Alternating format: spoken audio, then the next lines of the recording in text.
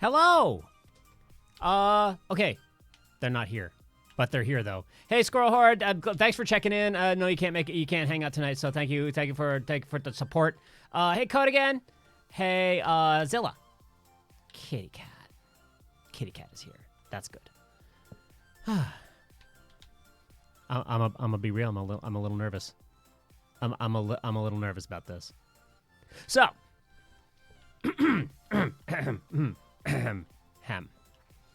right. Today is. I'm not doing the Kickstarter bit.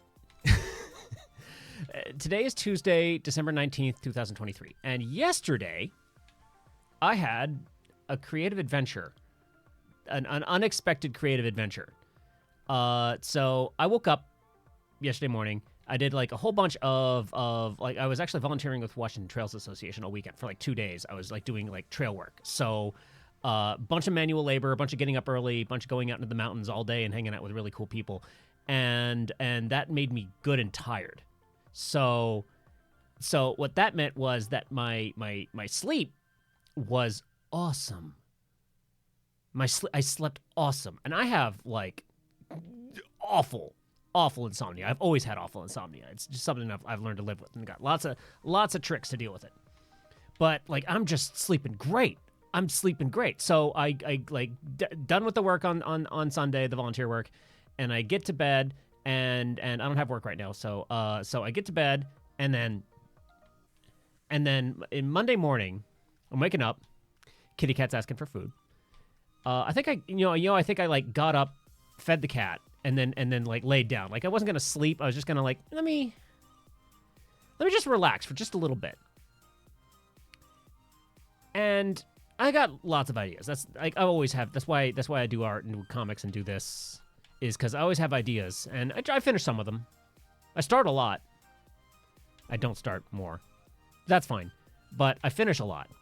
I finish enough to keep me like believing that I'm a person who can finish a project. So it's the morning. I don't have work today or yesterday, and I'm like, I got an idea for a short story.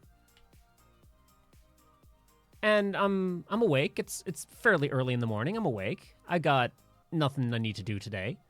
I'm kind of bored with video games at the moment. What if F it? What if I just wrote today? What if I just got the notepad out and was like, I'm just gonna take this idea, this one right here, and I'm gonna write it. I'm just gonna write like you do. And just do that until I get bored and see how much I get done today. So the short answer is I wrote a 6,500 word short story. And I'm going to read it today. But what was fun is like as I'm making that decision, I'm in bed with my laptop, opening up Notepad, getting ready to start writing. I was like, yeah, pull the trigger. Pull the trigger. Now's the time. Let's open up Notepad and start writing. And then I get a text from a family member who's like, hi, I need to go to the hospital. So family emergency, everything's fine, don't worry about it. I will drive to the hospital, stand by. So I take all of the stuff that I own that will kill time, including my laptop. Because what have I learned about hospitals in my life? Because I've busted myself up, and in fact, the fact that I've busted myself up a bunch plays a little bit into the story that I wrote. But and it's like what I know about hospital trips is you're gonna be bored, and you're gonna want like people who care about you like just around. So I'm like, yo, I was gonna do nothing today but just type on my laptop. So toss my laptop in the bag, go pick up family member, take them to the hospital. Lots of waiting around. Lots of just kind of, well, all right. What's your degree of emergency? Oh, it's this degree. Got it. Okay, we will see you at this time. So everything's totally fine. The thing is all taken care of. Family's A-okay. But that meant I got to spend most of yesterday Well, I love half of yesterday, and not even half. Family spent half of yesterday in hospital. I once they were in, like, we checked out, hung out, like, just got coffee and waiting for news, and then when there was news we went back and took care of them. And so it was like, go to hospital, right, go home, right, go back to hospital, right, wait in a coffee shop, right, take family back home, right. And then by that point it's like afternoon, and I've written a ton, and I'm getting, like, super into it. I'm super hype about it. So, just for the rest of the day, I kept writing. I finished it. I finished, like, the first draft by, what am I gonna say? Hey, kitty. By about 11:30 p.m. So, like, pretty late. And then I was like, okay, so that's good. I'll get to that. Cody. And then I was like, okay, that's good. I got the whole script written. Let me just read a little bit. And so then I edited it a few times until like 4:30 a.m. So I'm like, I wake up today and it's like my Dark Souls stamina bar is just toast. It's just gone. It's like you have your stamina bar in Dark Souls, and then when you drain it, you're stuck at nothing for a little while. And that's what today was. Today was like, I can do literally. I didn't even play video games today. That's how toast I was. So, but then I was like, hey, wait a minute. What if I just, because I want people to read it, but people don't got time, right? So I was like, wait, what if for stream tonight, I read the story? So that's what I'm gonna do tonight. Okay. Hang on. Check this out. So we're gonna do it on the VPO screen. I'll be doing the puppeteering stuff as much as I can, but I gotta also do, like, okay. I can make fixes so that I'm not as twitchy, but it's hard. Blop. There we go. So I'll pop that up there when I might not be responding to chat. So that's when we're gonna be just kind of like really in the thick of it. And I'm gonna try something. This is gonna be a little bit tough. Wait a minute. I want to push record on Audacity so that I've got the recording of me reading this, in just in case I want to do something with it. I don't know. But I'm also going to try and I'm gonna try and like audio mix this, like play some music that goes along with the story. I've never done this before. I'm actually nervous. I'm actually super nervous that'll. I mean, it'll be fine. I know how to use my voice on Twitch. I guess it's just like the audio mixing and not really interacting with chat. Whoop. Ah. And kitty cat. But kitty cat is good. Kitty cat is just good. Let's give kitty cat a treat. What? Wait, this way. Okay. Kitty cat. Hello. Oh. What? Yes. Perfect. Yes, meow. Oh, I left the thing on.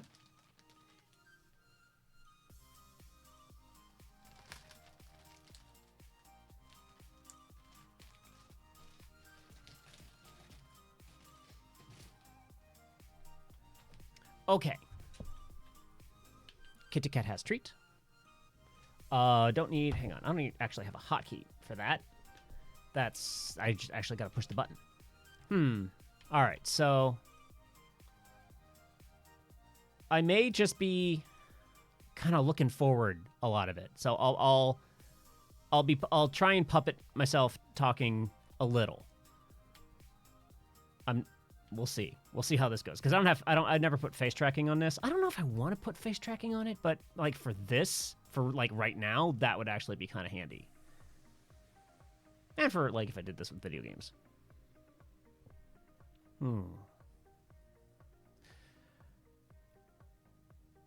Okay, let's do some setup here.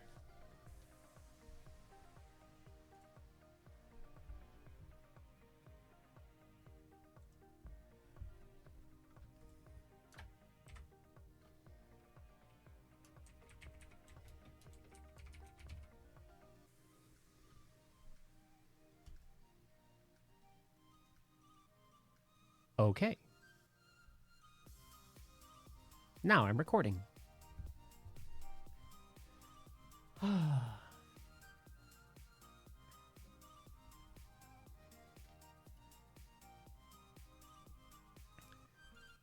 Let's see about... Okay, music.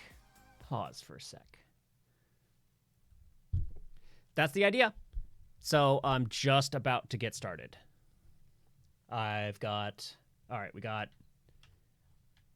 I may be standing still quite a bit, but I'll try and move as much as I can. Because I've got to move and also control the music. And if I move the mouse while I'm moving, my head will jump around, which I need to fix one of these days. Okay, yes, it's whenever it receives any mouse input, it goes twitchy.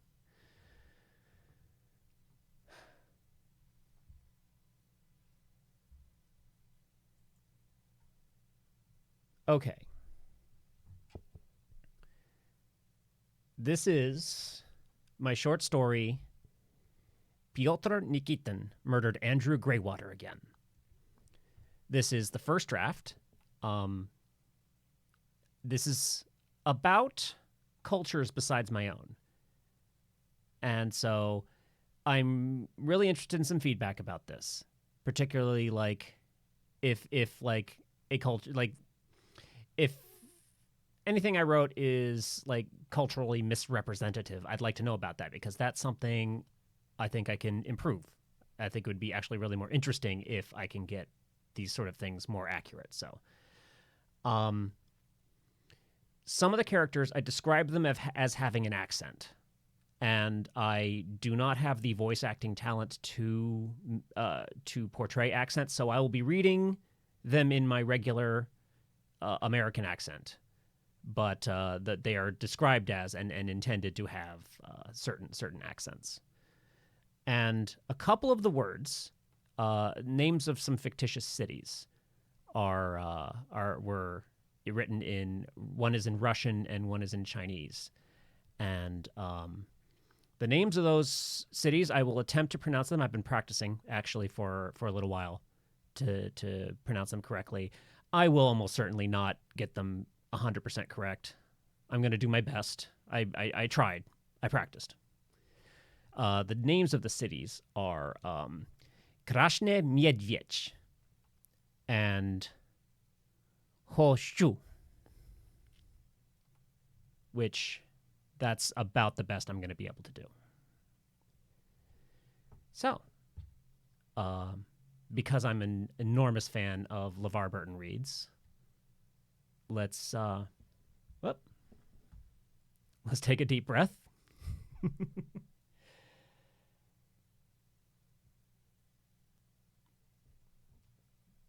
And begin. Pyotr Nikitin murdered Andrew Graywater again.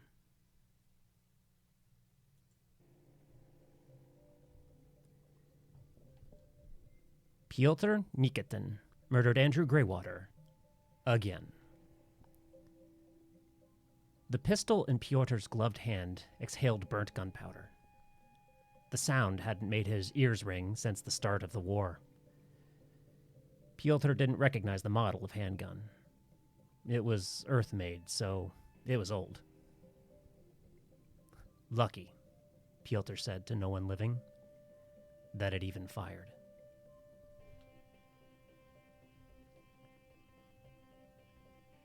The small sun was rising over distant red mountains, beneath a partly cloudy blue sky. Between the sun and Pyotr was the glass of the skyscraper and the crystal of the environment edge. In just 400 years or so, humans would be able to breathe in the Martian air. Sadly, humans did not live that long, at least, not so far as Pyotr knew.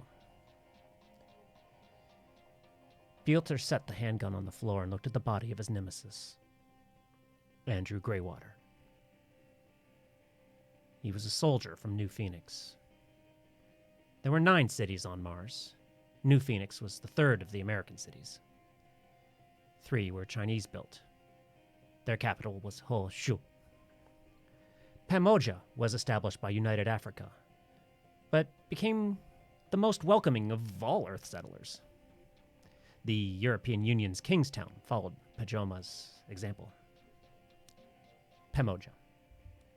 The European Union's Kingstown followed Pamoja's example. Pyotr was from Krasnye Miedvyech. Pyotr was from Krasnye Miedvyech, or Red Bear in English. It was the biggest city on Mars. It was the first Martian city. Pyotr was born here 37 years after the settling of New Phoenix, the last Martian city. At the start of colonization, Terran scientists proposed the Martian landscape could support the settlement and expansion of no more than 8 cities. Unfortunately for everyone, the American Empire seldom followed rules it felt denied them a greater than a fair share of the pie. The war against the Americans was 2 years long and ended 22 years ago. It was in that war where Pyotr met Andrew Graywater for the first time.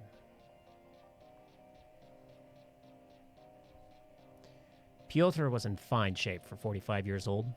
Human longevity had improved gradually since colonization, and Pyotr certainly didn't feel over the hill in the old Earth sense. His black hair was beginning to consider the prospect of turning gray on the sides, but a touch of dye made short work of that. Andrew Graywater, however, was in pristine health for his age. His military-trimmed hair was bright brown. His face hadn't even considered a wrinkle yet, though his overall health had been recently severely diminished by the introduction of 6 gunshot wounds. Pyotr checked that Andrew was dead. He located a lack of pulse, detected an absence of breath, and confirmed a consistent failure to display physiological response. Pyotr was convinced that Andrew Graywater was dead. Again.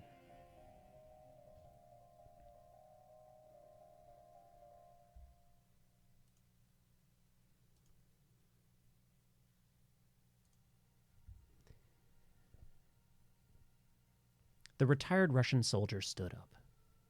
Every wound he'd ever received from Andrew in his life raised its hand for roll call and said, "Present." There was a knife wound in Pyotr's hip, another on the side of his abdomen. His left shoulder had 2 old bullet wounds. His right had a lump where a tackle dislocated his shoulder and broke his collarbone. His knee had been reconstructed from a kick, and the tip of his left ring finger had been severed. A number of lingering scrapes, bruises, and hairline fractures courteously checked in as well, for good measure. Pyotr was in fine shape for 45 years old, otherwise. You could see New Phoenix from Red Bear if you were facing south. They were the only 2 Martian cities within sight of each other. Pyotr looked east at the sunrise, through the window to the edge. There was no enemy city in the skyline to curse at this morning. He cursed aloud in the old language all the same.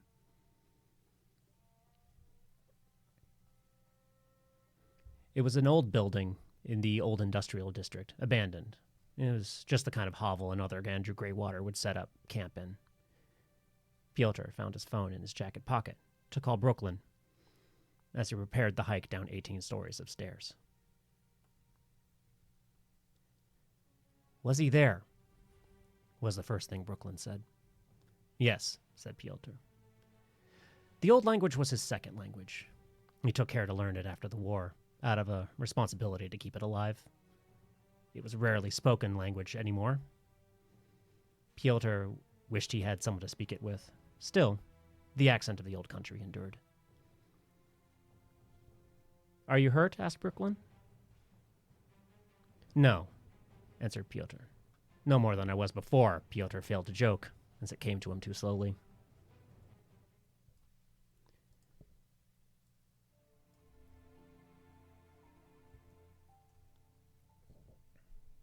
"Good. That's good," said Brooklyn on the other end. "Want me to pick you up?" "Yes, please." 47th and Petrovka, suggested Pyotr's accomplice. It was a few blocks away. "Da," replied Pyotr, performatively.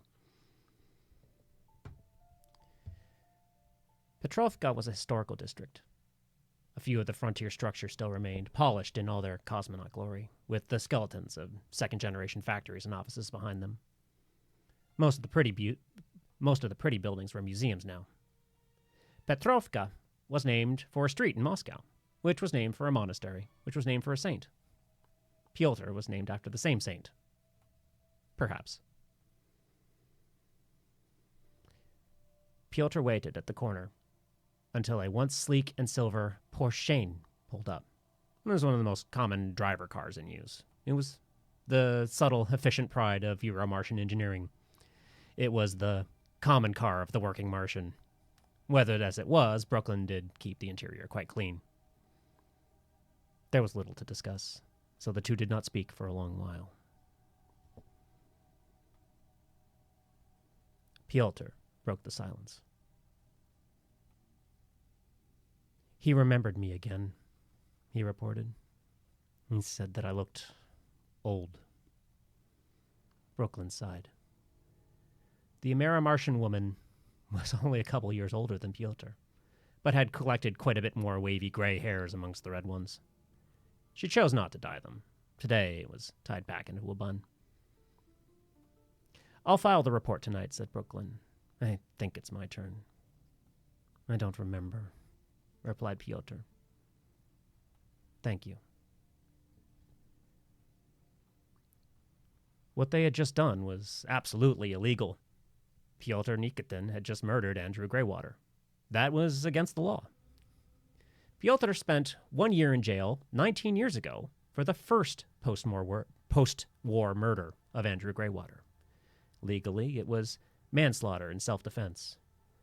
The time he spent in prison was very much a political consignment to the American Martian Tri-Cities regarding their compliance after their defeat. Pyotr was treated well in prison, and it did not cost him his pension.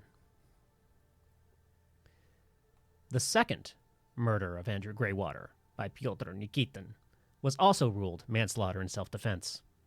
It was a crime that Pyotr had already been convicted of and served time for, creating a legal conundrum.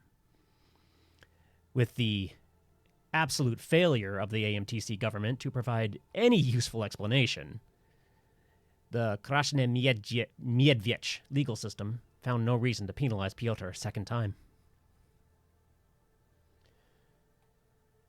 33, Brooklyn answered, before Pyotr asked how many this had been.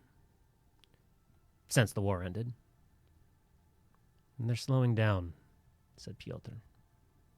"Thank you for finding him first." "Of course," said the retired director of New Phoenix Military Intelligence. Brooklyn Sanders retired 5 years after the war. Pyotr and Brooklyn met just once in wartime, at gunpoint. Pyotr shot Brooklyn in the left shoulder, missing her heart. They had since discussed the matter civilly.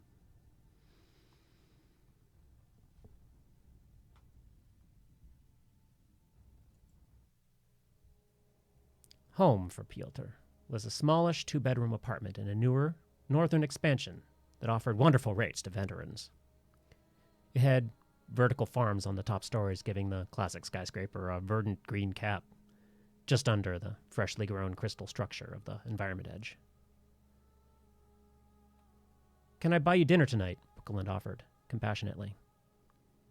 "I will be cooking," Pyotr declined. It was an honest excuse. I'd like to try your cooking someday, Brooklyn gently requested. The complexity of their relationship hung heavy in the air for long enough to make it unavoidable. Would you join me? Pyotr asked, finally, for the first time. I'd like that. I must rest. 8 o'clock tonight? I'll see you then, the woman promised.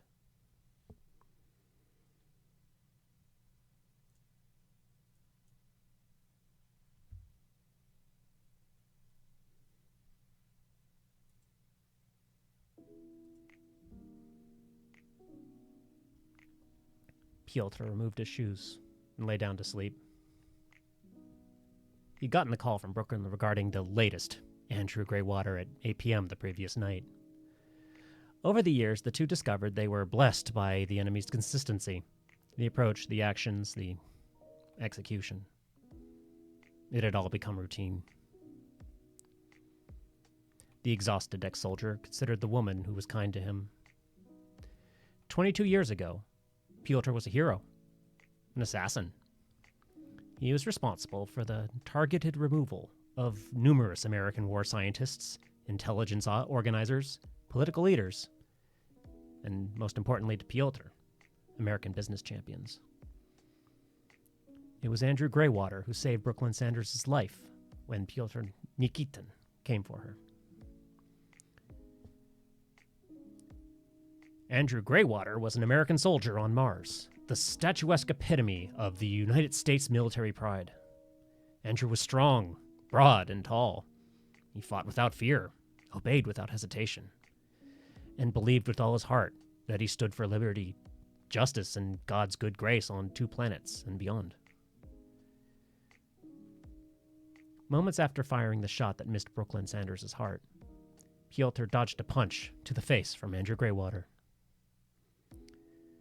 Of all the injuries he sustained by that man's hand, it was the gentle wind from his passing fist that truly haunted Pyotr.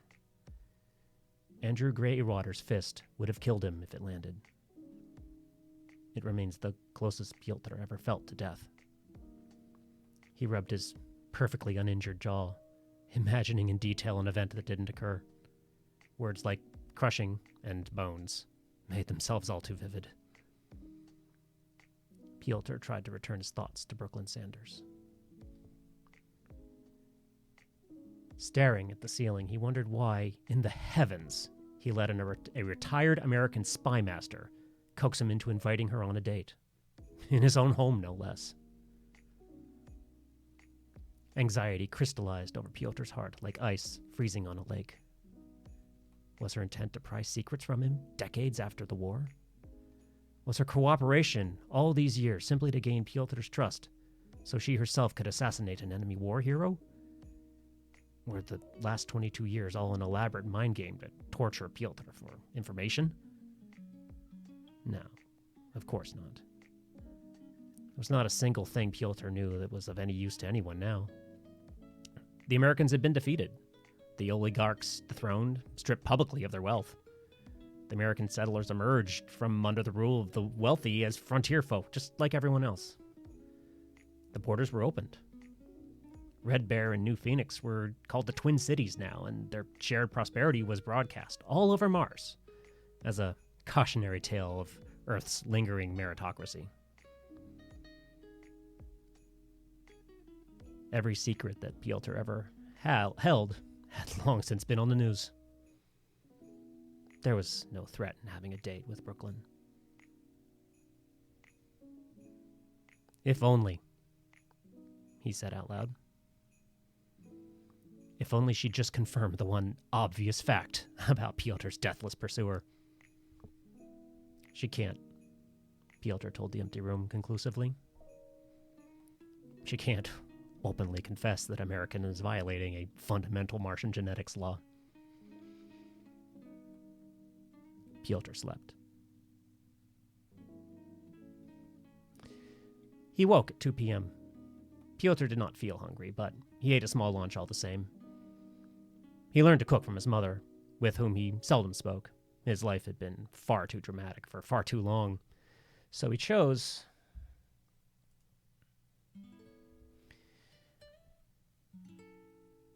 to only call his parents when he had happy news to share.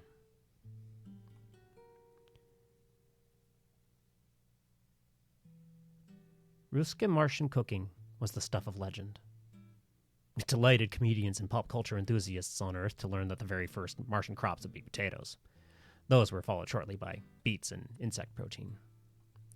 What Terran civilization would never truly appreciate were the Ruska Martian spices.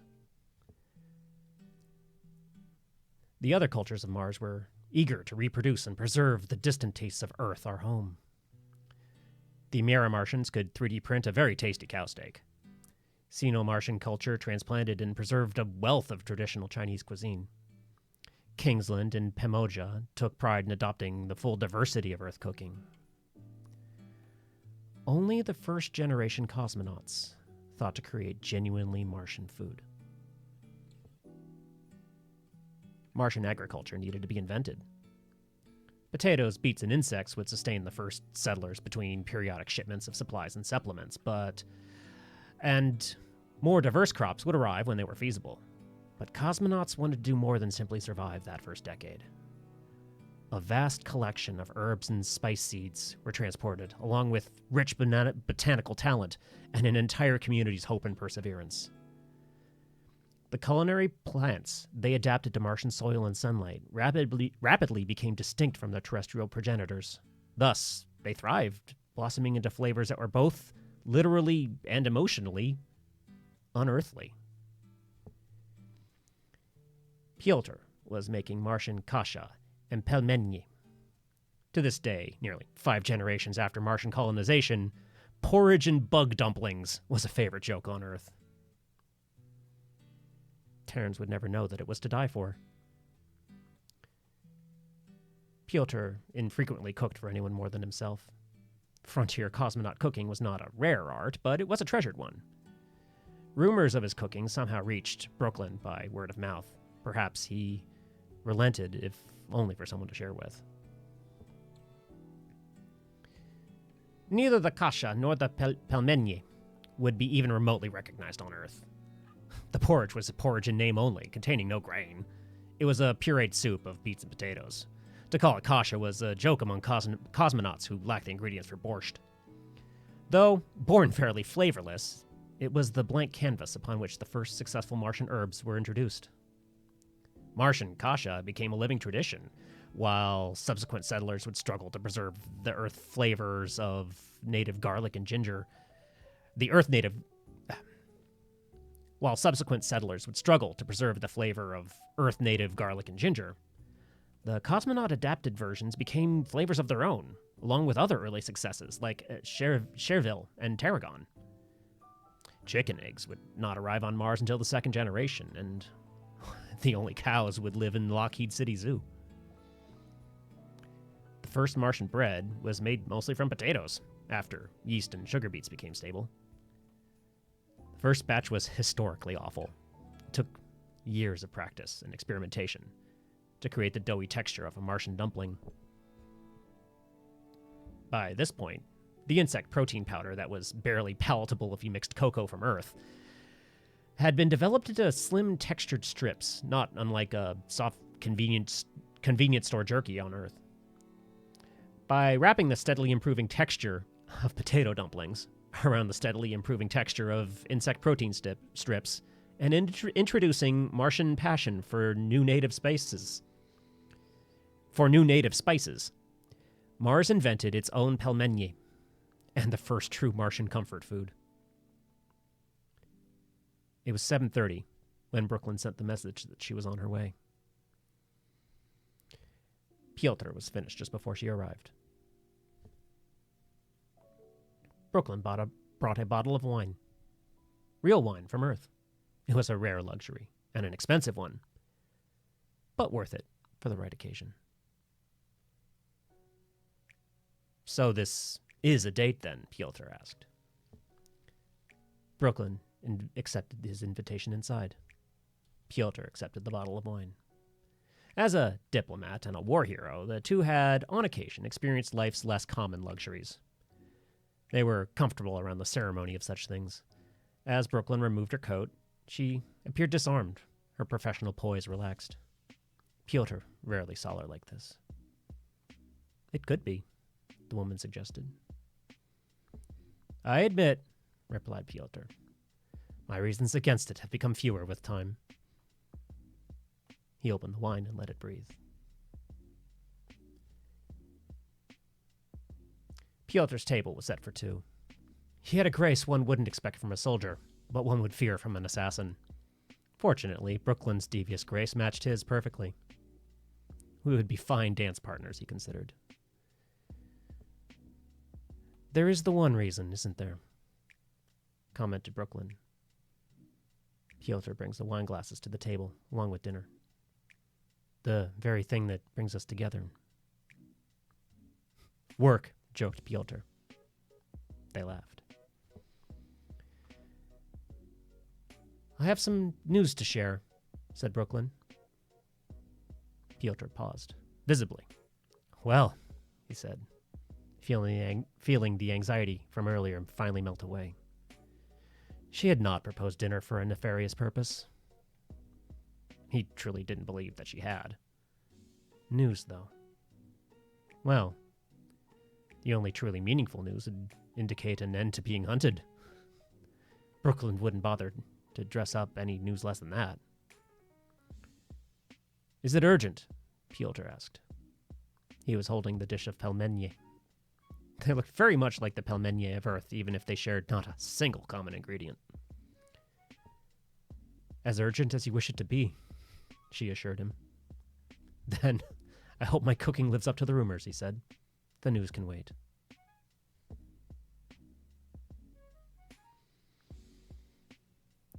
Brooklyn, for all her grace, could not contain her wonder.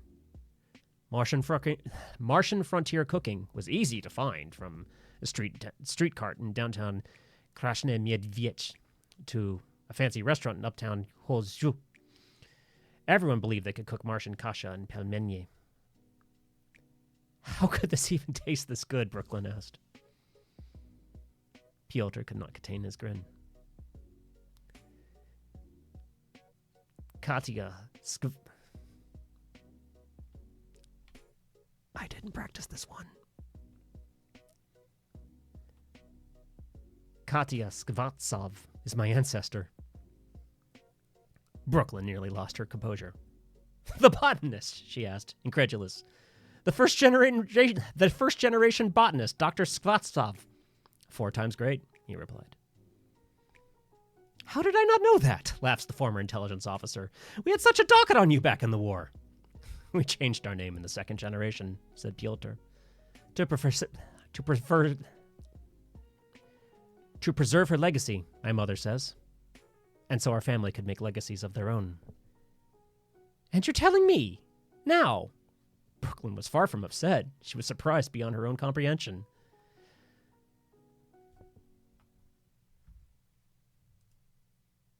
I'm telling you that I trust you, Pyotr said frankly.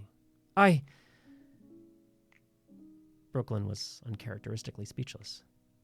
I can't tell you what that means to hear. From you. From anyone. Pyotr poured himself a second glass of wine. He offered the bottle to Brooklyn, who accepted it. I'm tired, Brooklyn, the assassin confessed.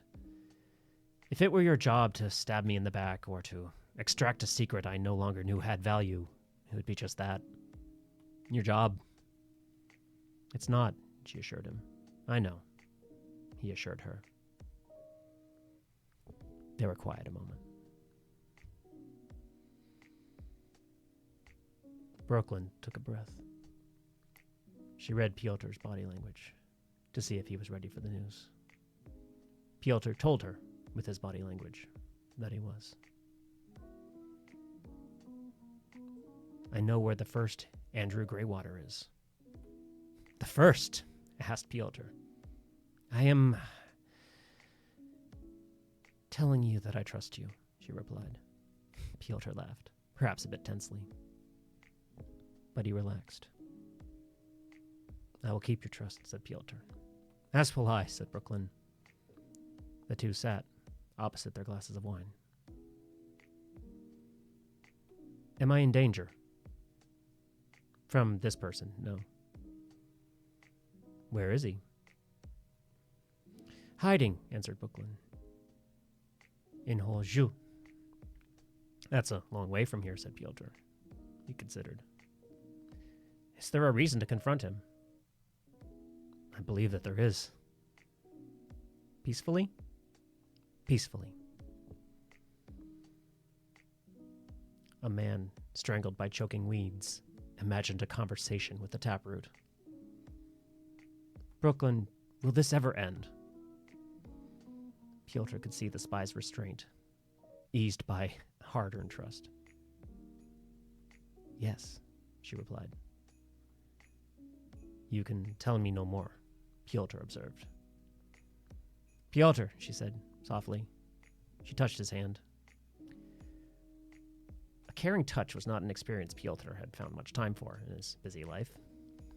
It made him less comfortable than he expected, but comfortable nonetheless. Yes? If Andrew has no answers for you, I will tell you everything I know.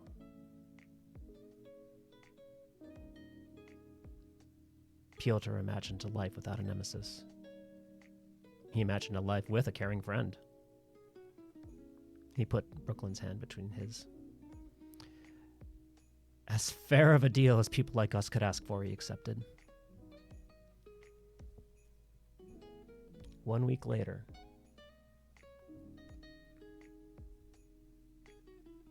One week later, Brooklyn and Pyotr were traveling by train to Hoju.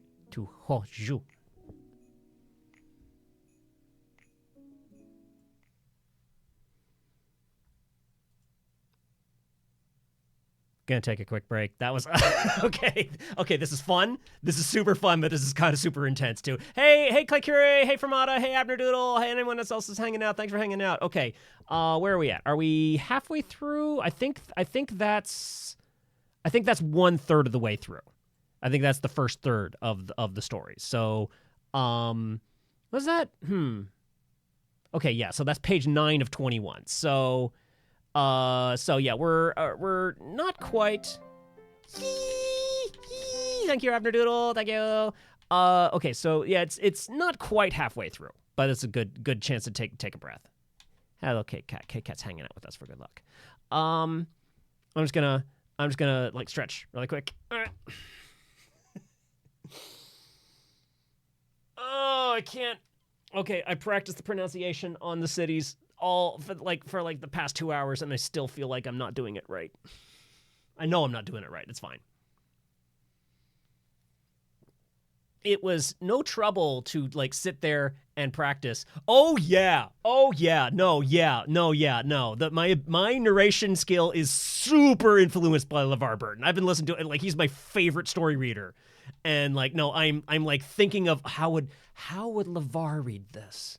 I wrote this thinking about LeVar reading it. So no, not even fucking a little bit pretending that I'm not super influenced by this happened. This happened because I've been listening to a bunch of LeVar Burton. LeVar is the best. He's great. He's a treasure. And yeah, both I wrote this thinking about him reading it, and I'm reading it the way that he would read it. It's yeah. Can't even begin to deny that is a major influence right now. Let's see. Reading yeah. Okay, no, Clay, I don't know if you've ever listened to LeVar's podcast, LeVar Burton Reads. It's basically reading Rainbow for grown-ups.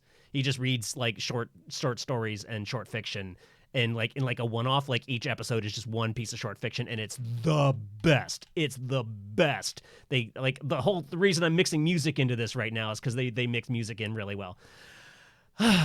Okay. Okay, thank you. Thank you all for hanging out. This I super like, you know, I'm feeling really good about the story. It was a like really cool experience to bang it out in a single day, and I'm really glad that people are showing up to share it. This is cool. Thank you guys. Thank you. Okay. Ho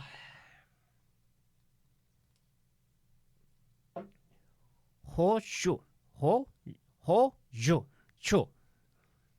Hang on. Hey Google. Hojo. That's not right. Huozhou. Huozhou. Zhou. Got it. Huozhou. Huozhou. Can you guys hear the Google in the background there? Huozhou. Huozhou. And then the Russian city, Krasnye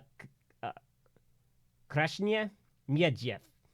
Красная медведь. That's not the right one. Красная медведь. That's the one. Krasnye Medvedev. Красный медведь. Krasnye Medvedev. Красная медведь. Can't help with the Russian ones unless it swears. Yeah. Krasnye Medvedev. And like all the letters are lies. It's awesome. Okay, so I don't need to say oh my god, I had it and I dropped it. Krasnye. That's Krasnye Medvedev. I don't think I need to say that again, but I need to say Huozhou a bunch because that's where we're going. Huozhou. Got it. Okay. Zilla did wave. Okay, I think I'm ready for round 2. I was kind of facing right about there. Yeah. Okay.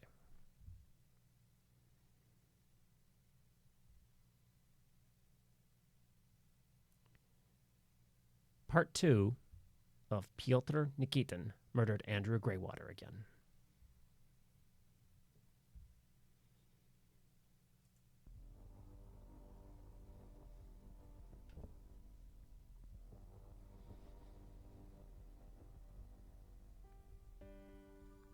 One week later, Brooklyn and Pyotr were traveling by train to Huozhou.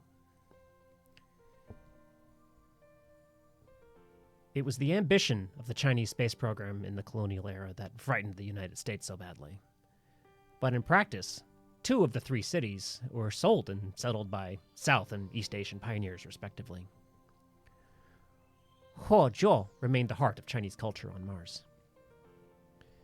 It was 2 days of travel to reach Huozhou.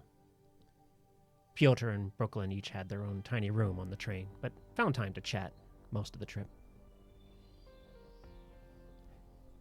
They changed trains in Lockheed, late the first night, just after the wedge hour. Their morning was met with the sight of lush, recently stabilized forests in the distance, ringed by violet fungus fields. "Why did you come to Red Bear?" Pyotr asked.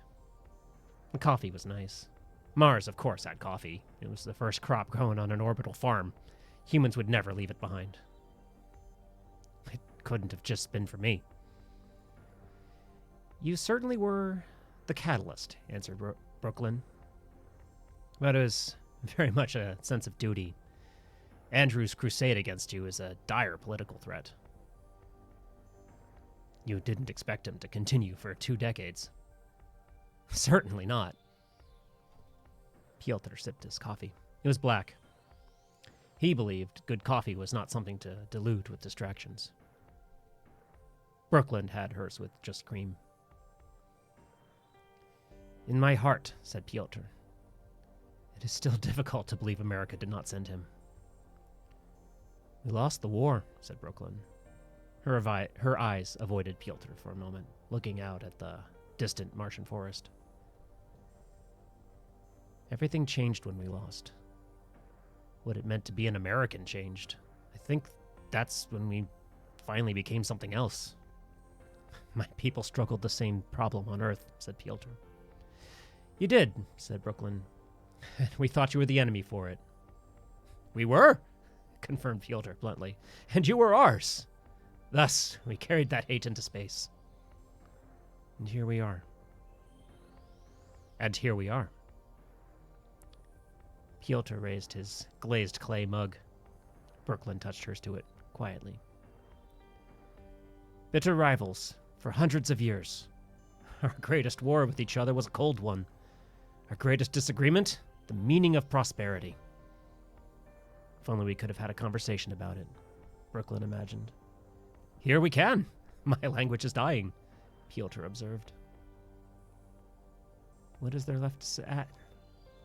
What is there left to say? Asked Brooklyn. Some, I imagine, answered Pyotr. Did we truly break the tyranny of great wealth? Are we truly free?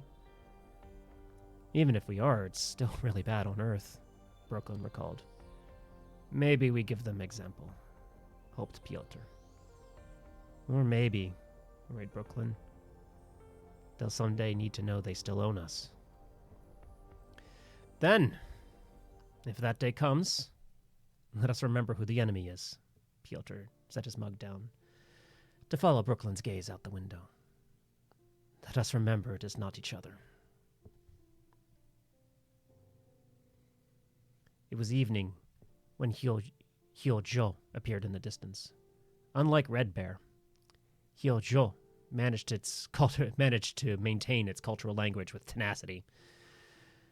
Within the Environment Edge, a rainbow of lights in an alien language advertised products that travelers couldn't recognize. To be safe, Brooklyn had officially requested alternate identification for herself and Pyotr.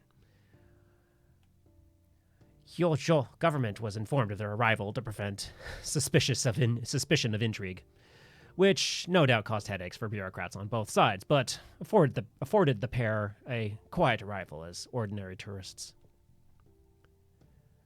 The transit center swarmed with a steady, efficient flow of automated taxis. The car that picked up Mr. Shiloff and Miss Taylor was displaying its interface in English and already knew their hotel location. Pyotr bid his companion good night and found himself alone in a hotel, looking out at the glass over a sea of rainbow lights. It was significantly nicer than the view out Andrew Graywater's squalid urban hideout a week earlier. Who was Andrew Graywater? Pyotr Nikitin's lifelong nemesis. A true believer. A warrior who saw Pyotr as the devil. A man whose job was to protect. Who was Pyotr Nikitin? Andrew Graywater's lifelong nemesis. A man who murdered brilliant people. A man who killed scientists, mathematicians, strategists, people he might have called friend. He was a man who hated the wealthy. A man who found joy in hunting the obscenely rich. A man who celebrated when they were toppled. Pyotr Nikitin is the man who has killed Andrew Graywater 33 times since the war. Pyotr Nikitin is the man who has killed 33 clones of Andrew Graywater. What will you say when you see me? Pyotr asked the window. The window did not respond.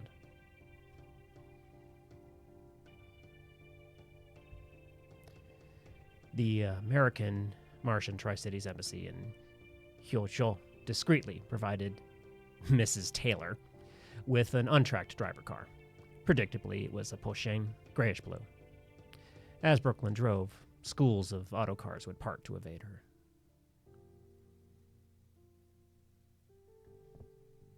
It was a little after 10 a.m. on the third floor of an apartment with very few foreigners like themselves. Brooklyn knocked on the door of apartment number 306. The door opened.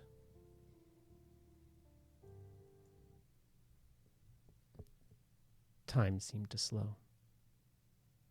"Hello," said Brooklyn. Pyotr stood beside her. "I'm sorry to bother you. Are you Andrew Graywater?"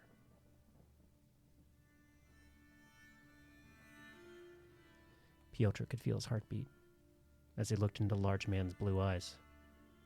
His face had a faint start of a wrinkle or two, His loose brown hair with a few strands of gray had possibly never known a military cut. His shoulders were wide, but not sculpted by a weight room. There was no doubt that this was Andrew Graywater, but it was not a man he had ever met before. "I'm Brooklyn Sanders. And this?" Brooklyn's voice faded into the distance. "Pyotr?" asked a shocked, frightened, middle-aged man. He was speaking towards Pyotr, but not to him. He was speaking to a ghost. Time froze. Pyotr saw another man in Andrew Graywater's home. In front of Andrew Graywater was Pyotr Nikitin. Behind Andrew Graywater was Pyotr Nikitin. Moments moved in heartbeats. The other Pyotr Nikitin dashed into the apartment. Andrew Graywater turned to the Pyotr Nikitin he knew and called out. The first Pyotr saw the weapon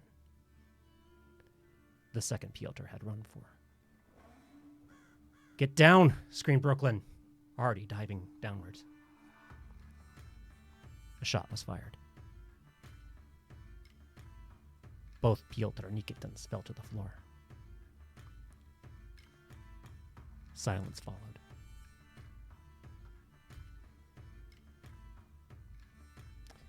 Pyotr Nikitin, the one who traveled to Hozhou from Red Bear, investigated himself for bullet holes. He found none. Pyotr Nikitin, the one who lived with Andrew Graywater, had been tackled to the floor by Andrew Graywater. The neighbors were very well aware and concerned about what just happened. "What is this?" asked Brooklyn. Pyotr, holding a gun, dropped the gun to the floor. "My husband is your clone," said Andrew. Pyotr and Brooklyn had little time to process this. "You should go," said Andrew. "We should go," agreed Pyotr. The residents peeking out of their hallway certainly took note of the strange visitors as they left. Hopefully the firing of a gun by a resident would be the police's primary concern. Pyotr and Brooklyn, the retired assassin and the retired spy, wasted no time leaving before authorities arrived. They did not go back to their hotel. Brooklyn drove them to the AMTC consulate.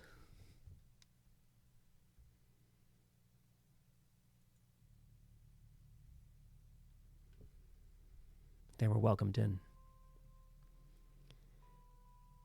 Pyotr was shown to a guest lounge. Brooklyn was put to work.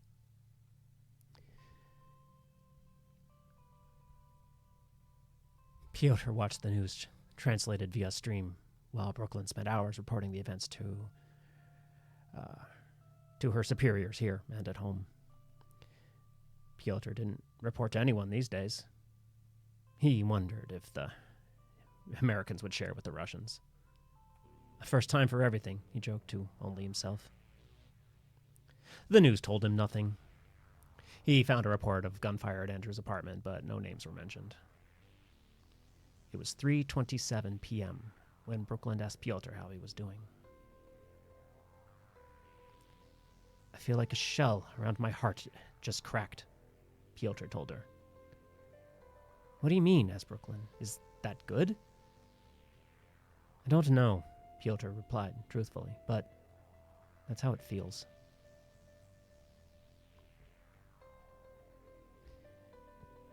It was 6:43 p.m. when Pyotr saw the Americans escort the real Andrew Graywater and the clone of Pyotr Nikitin into an interrogation room. They were not handcuffed, but they were not given a choice. Pyotr searched for Brooklyn, He was brought to her. She was standing with American guardsmen, looking at a large, crisp monitor that displayed Andrew and the other Pyotr, sitting on a table in an otherwise stark room. "What is this?" asked Pyotr. "They're deciding," answered Brooklyn. "Deciding what to do about them, if anything." "Brooklyn," asked Pyotr, "how many clones of Andrew did they make?" 12, answered Brooklyn. Pyotr began to ask another question, but Brooklyn continued, eyes locked on the monitor. "In Hyojo." Andrew held Pyotr's hand. The other Pyotr put his head on Andrew's huge shoulder. The shell around Pyotr's heart cracked again.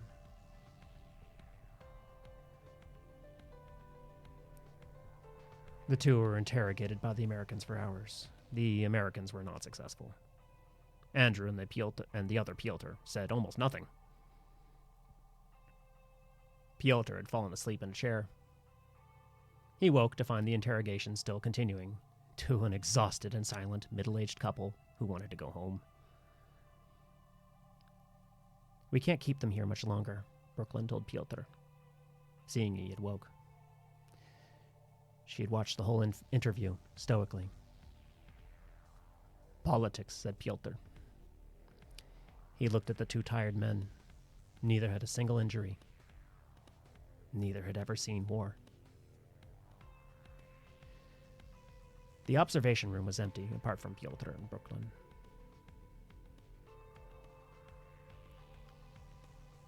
"Did you ever consider you loved me?" Brooklyn asked. She turned to Pyotr, who was still seated.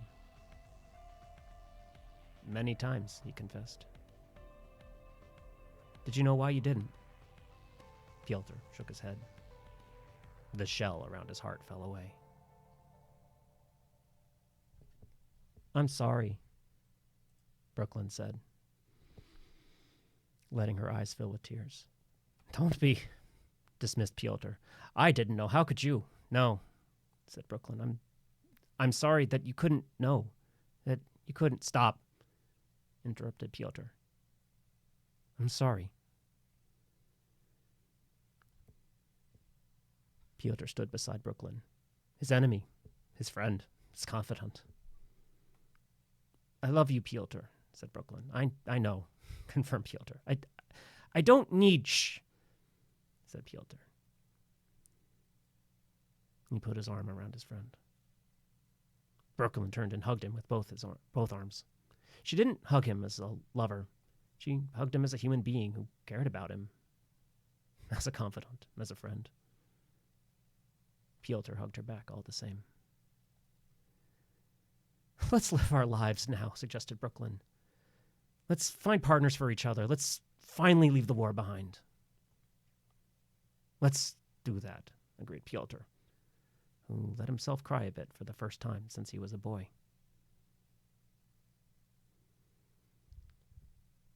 "Can I speak with him?" interrupted the monitor.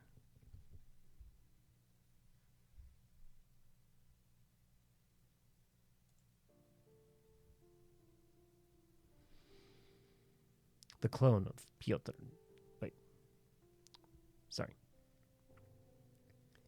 "Can I speak with him?" interrupted the monitor. The two had been ignoring it. The sound of unending questions had become ambience. The sound of Andrew Graywater rang out. "Excuse me," asked the interrogator. Pyotr and Brooklyn let each other go and stared through the monitor. May I speak with Pyotr Nikitin?" The clone of Pyotr Nikitin was visibly uncomfortable hearing his name referred to somebody else. "He's not here," the interrogator lied, "and I doubt I'll tell him everything," said Pyotr's clone. "Are you saying that you had something you'd like to him?" interrupted Pyotr's clone firmly. "And only him." The interrogator pressed further, but it would be the last words Pyotr's clone would say out loud. Let's get some sleep, suggested Brooklyn, looking at the clock. It's almost wedge. Without a word, Pyotr walked with her out of the consulate. Brooklyn drove them back to the hotel.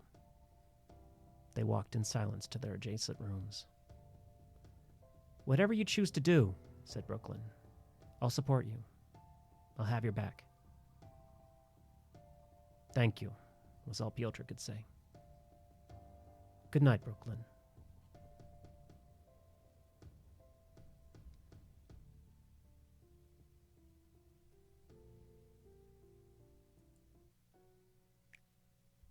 Two days passed, quietly. Pyotr spent the first day reading. There was a book he'd meant to finish ages ago. Somehow the certainty that he would not be surprised by a lurking Andrew Graywater put his heart at ease. That and another thing. The second day, Pyotr had breakfast with Brooklyn and spent the day on his own in the strange foreign city. He found a cafe where he could sit and watch this very different world go by. He watched people go about their lives. He let his gaze linger just a little longer when he saw a man pass by in stunning Hojo fashion.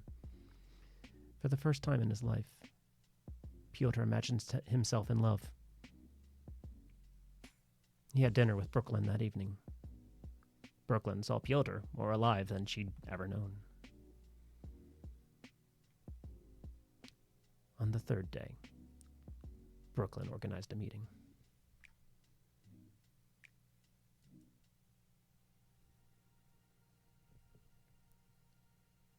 They met at Hojo Library, downtown. It was quiet. It had soundproof focus rooms, and the Hojo government did not allow weapons on public facility grounds. Pyotr and Brooklyn arrived first, and watched Andrew and the other Pyotr pass through weapon detectors, speaking fluent Mandarin with the guards. As they walked through the library, the married men walked with space between them, did not touch each other in any way. The art of decoding body language is fraught with misinterpretations, but it was enough for a spy and an assassin to read that their relationship was not well. The four sat in a reserved, soundproof focus room. Andrew began his story, speaking in a clean American accent. 24 years ago, I volunteered to serve America. I was trained. I had a physical that included a blood test and a CAT scan. Yes, it was the same for me, confirmed Pyotr. It sure was, wasn't it? Hissed the other Pyotr, who had a much stronger Hojo accent. Pyotr, was all Andrew said. The other Pyotr felt quiet. The scan was to capture an imprint of the state of your mind in that moment. That's impossible, said Pyotr. He looked at Brooklyn, who shook her head. That's not impossible. Pyotr's clone stared at him like he was a fool. With my DNA, continued Andrew, and my mind fresh out of training, I was given an offer, mostly because of my physique.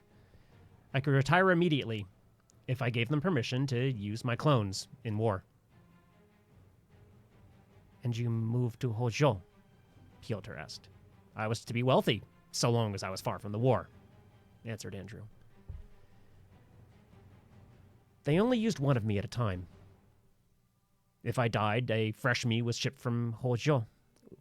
They were given regular health checks, so new clones would wake with my updated experience, short of dying. So, you become a war hero who believed he couldn't die, observed Pyotr. They never knew they were clones. Andrew shook his head. Despite the fact that you became very talented at killing me. Pyotr looked to Brooklyn. This much you knew, he said, and could not say. Brooklyn nodded. Should I ask why your clones hunted me? Asked Pyotr. Andrew did not appear to understand what Pyotr was suggesting. Other Pyotr never took his eyes off of Pyotr. Your government never offered you a life of luxury for being cloned, did they? Accused other Pyotr. They did not tell me I would be cloned, answered Pyotr. Oh, I know, snapped Pyotr. Our lives were identical up until that brain scan. But for me, 1 moment later, I fall out of a tank in Hozhou, and I'm told to go kill Andrew. That's awful, began Pyotr. Other Pyotr replied with a potent curse in Mandarin.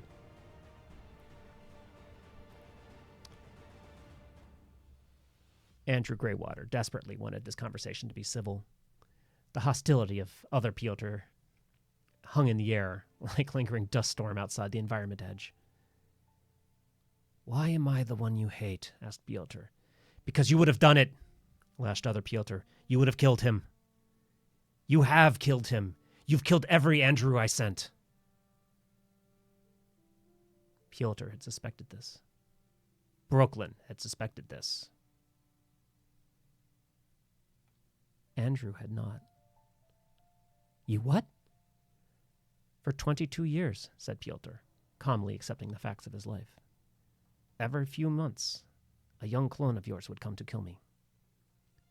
That only happened once, denied Andrew. It was in the news. You had to go to jail for it. The other three did not reply, each in their own flavor of silence.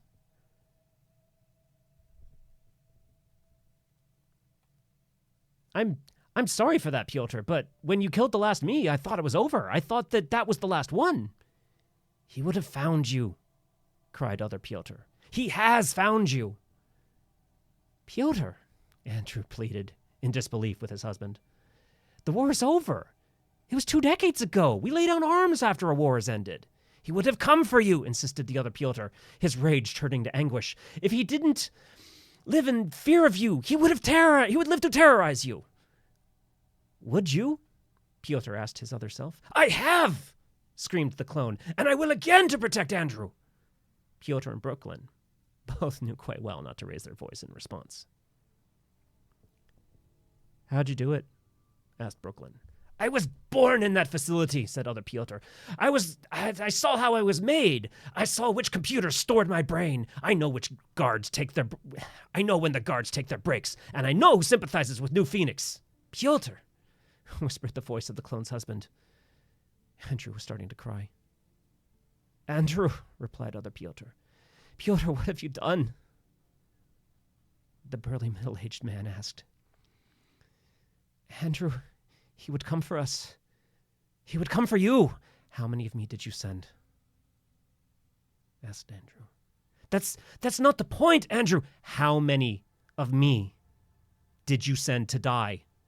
Andrew, how many of me did you create? Just to hate the man I love. Andrew, he's not. How many? Andrew screamed. 33, answered Brooklyn. Choked Andrew. Pyotr, the real Pyotr, looked at the face of the man who haunted him all his life. He was weathered like himself.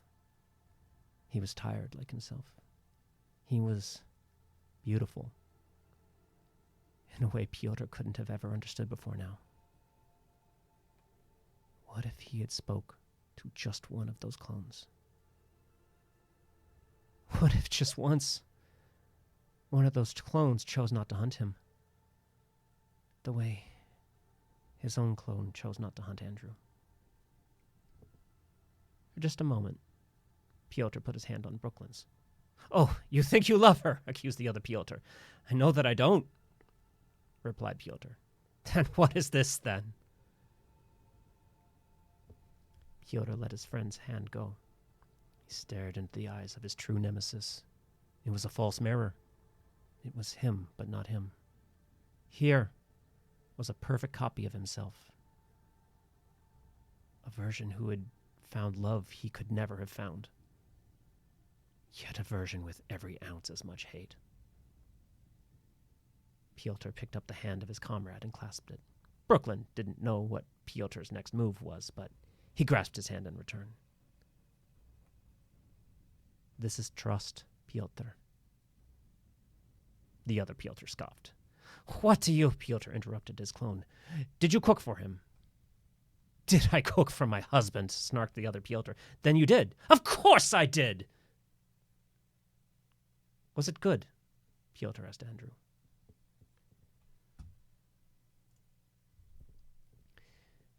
Andrew, only a half stage from inconsolable, replied. I will never eat so good again. Pyotr took the answer and let it hang in the air. He let go of Brooklyn's hand and sat back in his chair. Other Pyotr was broken with shame. What? Asked Andrew. You never told him, said Pyotr. Other Pyotr shook his head. Never told me what? Pyotr stared at Pyotr. Pyotr began to cry. What did you never tell me? The first Pyotr stood up. We should go, he told Brooklyn. Yeah, replied Brooklyn. What didn't he tell me? Asked Andrew urgently. Something precious, Pyotr answered. He touched the enormous, powerful shoulder of his lifelong nemesis, of the man he might have loved. If you heal from this, then you will know.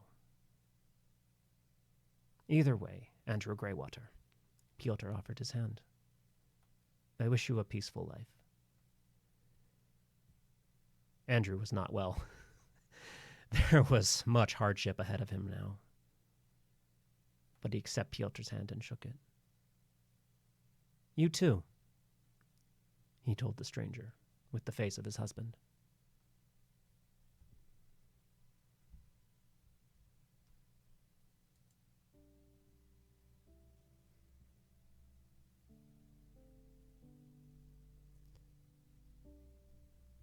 There was a bar on the roof of the hotel. Pyotr and Brooklyn shared a bottle of wine. Real wine from Earth. It was a rare luxury, an expensive one, but worth it for the right occasion. The sun was setting behind distant red mountains, and both moons were in the sky, beyond the environment edge. On that night, beneath that sky, two friends toasted. They toasted to the end of a war. They toasted to each other's lives, which were both, finally, about to begin.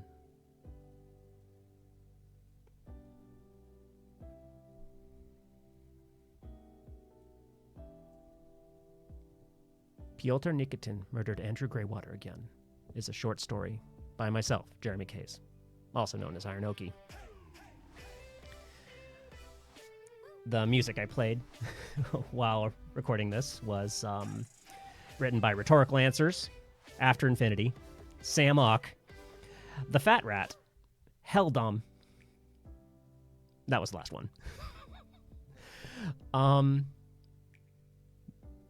The end.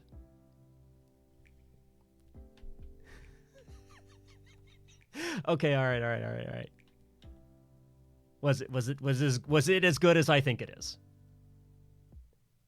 I'm really proud of this. I'm really proud of this story. Okay. The first idea, sort of the idea that started it, was the notion of a soldier who got the offer to be cloned and said, original you, doesn't have to fight, but you will, like, a bunch of clones of you will wake up with your memories right now and go to war. But original you gets to fuck off and be rich somewhere. That was like the first idea. And then that led to the counter idea of, like, the person that didn't get told he was going to get cloned and just got tossed into it. And how fucked that would be. So it's like, this is kind of a horror story.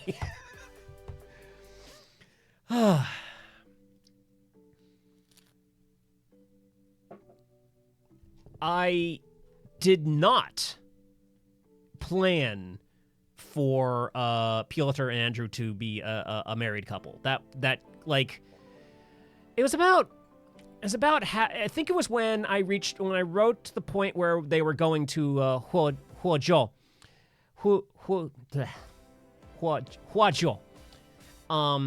that the actual finale was coming into view, and like I needed there to be like I imagine one version of this where like the whole wrap up was just a conversation, but I thought of like I wanted a conflict to happen, but like, you know, conflict is messy, and certainly like what actually happened was super messy. Like what's gonna happen to Andrew and the other Pyotr is that they're not in a great place right now. Firing a gun around, not good to do. Breaking into a facility to send clones of a man to kill your original self because you're a clone is fucked up. I super established that like cloning is big illegal on the whole planet. So those guys are not in great shape. I'm worried for them. It's their future is uncertain. But then what other Pyotr did was fucked up. And I think it wasn't until I got to the final conversation that it occurred to me that Andrew didn't know what other Pyotr was doing. And he found out in that meeting and flipped his shit that like versions of himself were being created with no memory of falling in love, no memory of discovering, like, you know, the person being sent to kill the person who would be your future husband. Like, and Pyotr, like, I was scared that I wasn't going to be able to like come up with what his motivation was, but it fell into place that he wanted he would have been fine if first Pyotr was murdered, because that would solve the problem, but he was perfectly content to just make sure first Pyotr was living scared. So that first Pyotr would be like, you know, always on the defensive and never think to go on the offensive against Andrew, who he wanted to protect. And then when he shows up, of course fucking other Pyotr flips his shit. Cody. I told you something. I told you that there was a detail in here that I didn't really expand on. I added it. I mentioned the detail twice, and it was a little bit of like stuff that I learned about Mars while writing this. And I added this one word. The word is wedge. And I mentioned it twice. And so that word, even though I didn't really find a place to like say the wedge means this, it's something that if you are a astronomy nerd and you know a specific thing about Mars, then it's possible to guess what the wedge is based on the context. So, the thing is that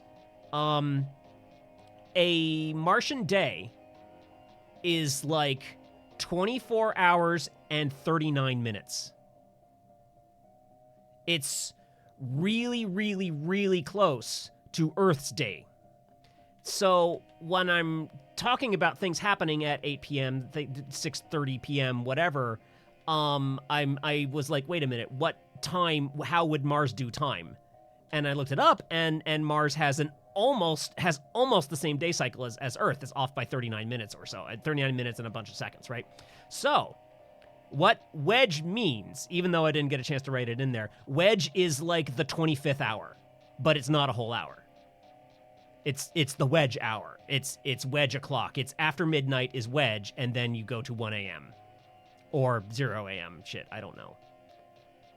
It's 23, and then like 24 would be the wedge, and then after 43 minutes and whatever number of seconds, which is thankfully kept track of by your computer now, you just go on to the next day. And so an hour, still an hour. The day has basically the same number of hours, and they're the same length, but you've got this little extra little bit of time at the end. Okay. That's all I had planned for tonight, unless people want to play video games, which is mainly that would mainly be Squirrel Horde and Shiny, but they're not here. They had to blah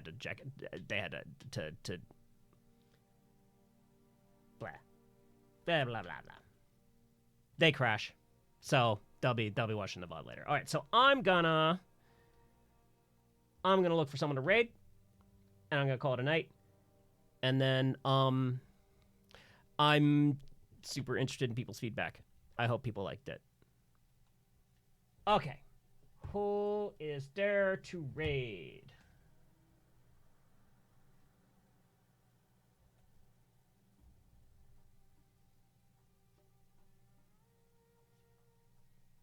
Well, one person I could have raided is just logging off. Okay, that's so good.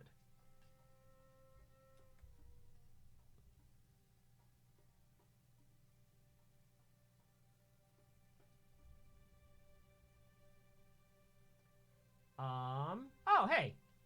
It's Lunarnia's birthday. We should go raid Lunarnia. That is what I think we should do. Okay, so let me set that up.